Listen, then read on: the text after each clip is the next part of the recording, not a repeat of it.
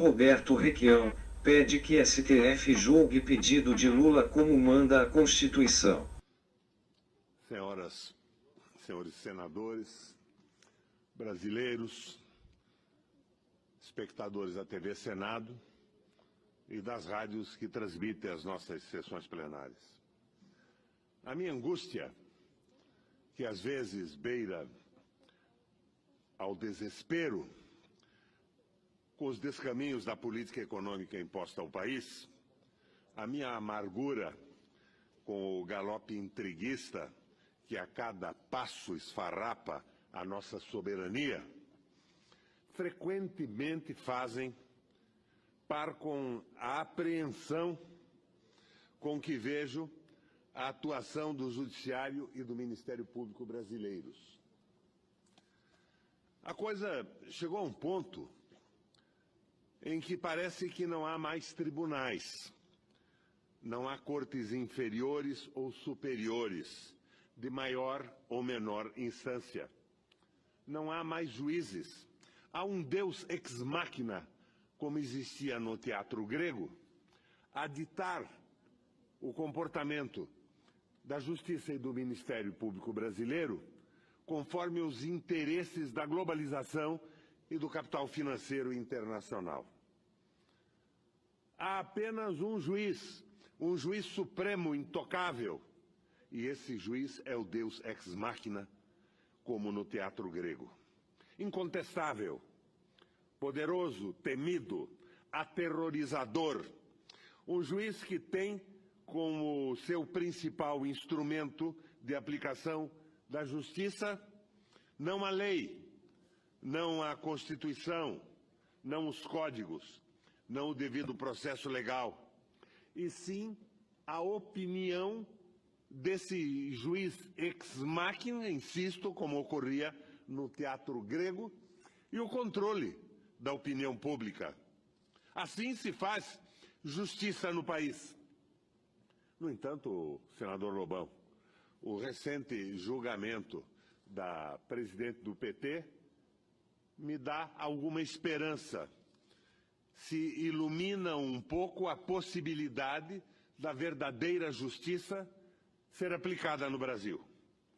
A deterioração, a corrupção dos procedimentos judiciais chegou a tal ponto que a tortura, a coação, a chantagem, os sequestros listam-se como recursos corriqueiros, usuais de que lançam mão alguns promotores, juízes, policiais federais, devidamente acostados pelo Ministério Público Federal e pela Organização da Polícia Federal. Estou me referindo ao sequestro do caseiro do sítio de Atibaia, sem a presença de advogado, sem comunicação a ninguém, efetuado e denunciado pelo deputado federal Pimenta no plenário de ontem da Câmara Federal. É sob essas injunções que eu vejo e me preocupo com o julgamento da segunda turma do Supremo na próxima terça-feira, dia 26. A segunda turma do Supremo Tribunal Federal irá julgar na próxima, não é segunda-feira, na próxima terça-feira, 26 de junho, pedido de concessão de efeito suspensivo a recurso extraordinário apresentado pelo presidente Lula. Como o nome indica, deseja-se que o STF suspenda os efeitos do julgamento realizado pelo TRF4 até o julgamento final do recurso extraordinário, que será realizado em momento futuro pela Corte. A defesa do presidente Lula, anteriormente, apresentou o recurso endereçado ao Supremo, afirmando que o julgamento realizado pelo TRF4 violou a Constituição Federal sob diversos aspectos. Contudo, a defesa entende que o presidente Lula não pode aguardar preso o julgamento definitivo desse recurso extraordinário, que pode demorar bastante tempo.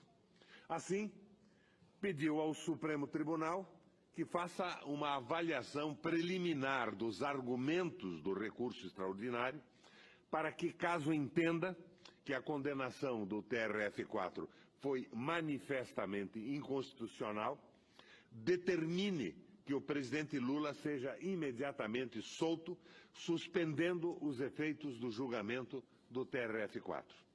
Assim, esse julgamento do pedido de efeito suspensivo a recurso extraordinário não se confunde, presidente Lobão, nem com o julgamento realizado pelo plenário do STF no habeas corpus impetrado para contestar a execução provisória da pena, tampouco se confunde com o próprio mérito do recurso extraordinário, que será julgado futuramente.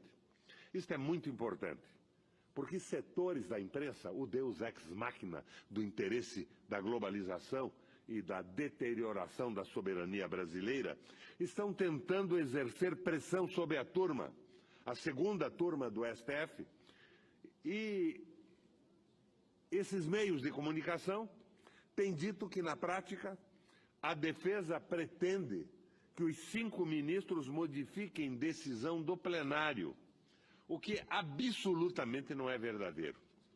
Isso porque o julgamento do habeas corpus, no julgamento do habeas corpus, a defesa contestou a própria possibilidade de alguém ser preso antes do trânsito em julgado.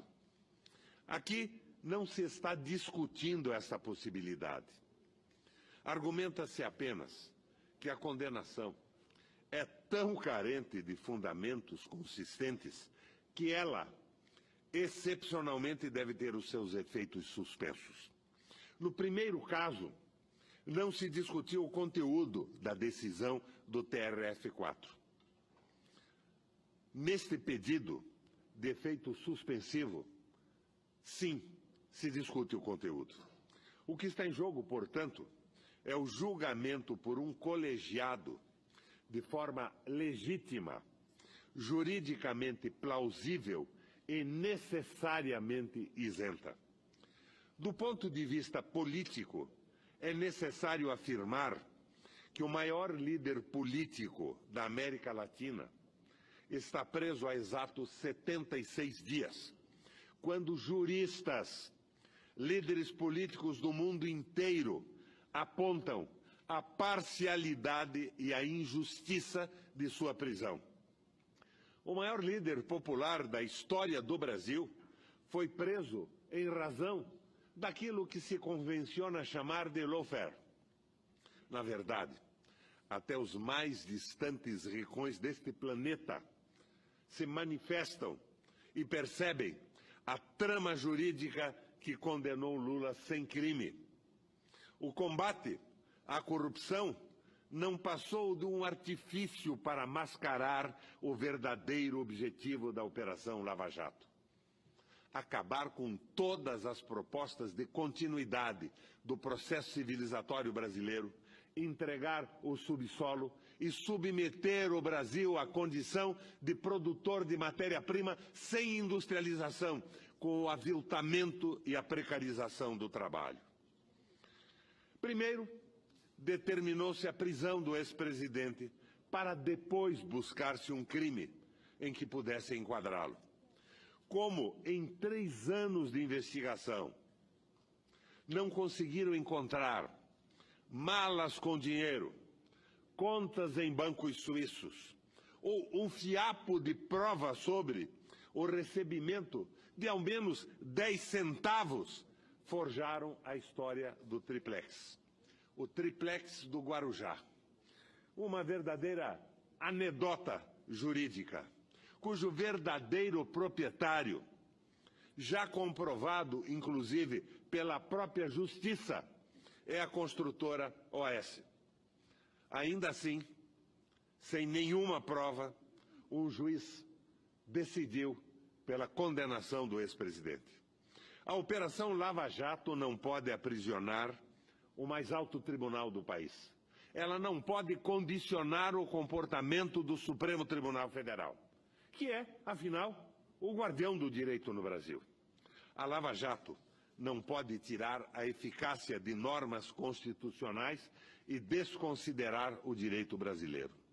Nesse sentido, o Senado já aprovou uma lei que comina apenas ao abuso de poder de agentes públicos, de parlamentares, de senadores, de fiscais de renda do município, do Estado e da União, e também de juízes e procuradores em todas as instâncias da República.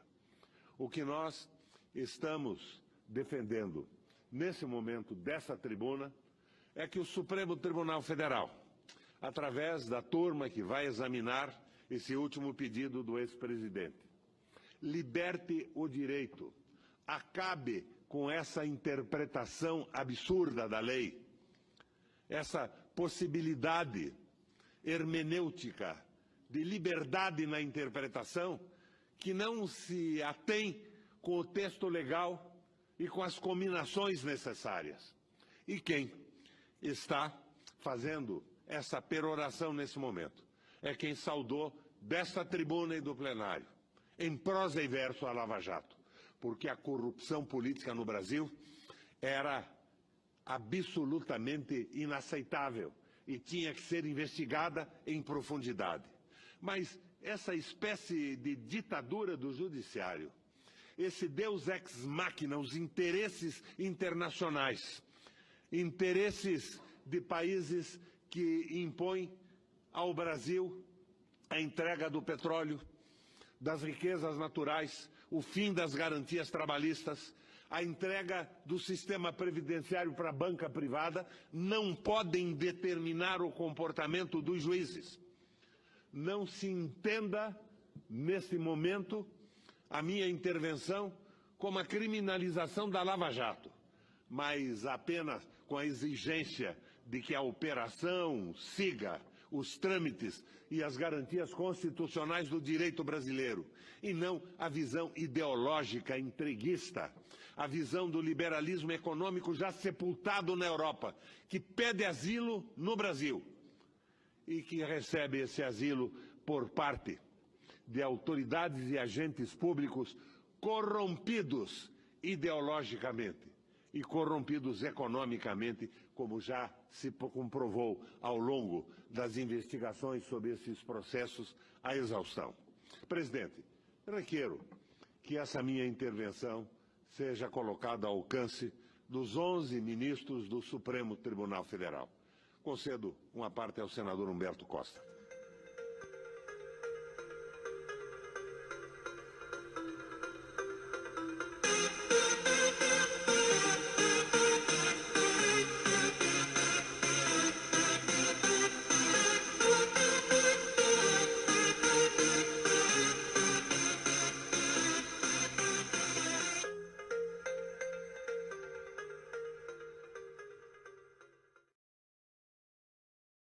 Inscreva-se, curta, comente e compartilhe. Aperte no sininho para receber as notificações de notícias. Faça você também o seu canal. Em pesquisas fomos considerados o terceiro país mais ignorante do mundo com relação à nossa realidade. Mais ou menos 70% da população se informa pela mídia golpista. Poucos têm oportunidades de saber a verdade. Compartilhe notícias de canais progressistas. Urgente, Brasil precisa ser mais politizado.